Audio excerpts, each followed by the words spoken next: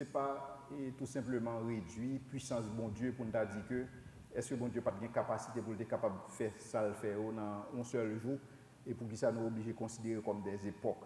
Ou obligé de considérer comme époque pour plusieurs raisons. Première raison, c'est que lorsque vous regardez le 7e jour, et la Bible pas présentée comme un jour qui gagne un soir, qui gagne un matin.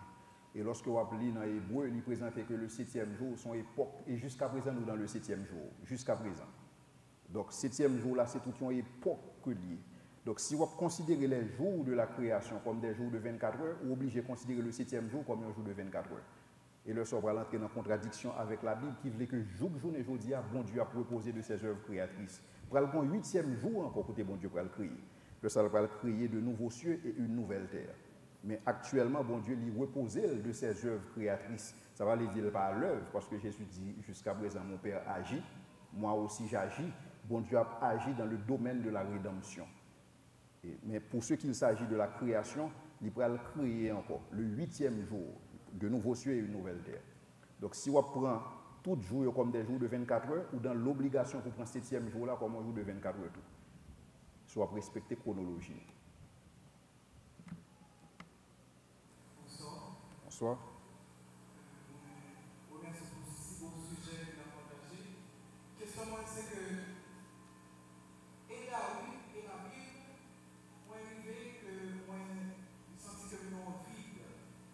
Parce que David parlait de l'évolution, certes, mais la Bible, qui parlait de création, qui va parler de l'autre planète dans l'univers, tel que comment vie extraordinaire.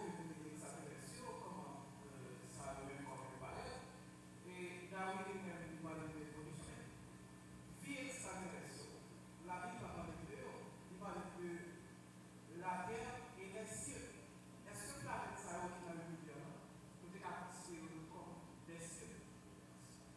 Est-ce que tu as considéré comme des cieux? Ok.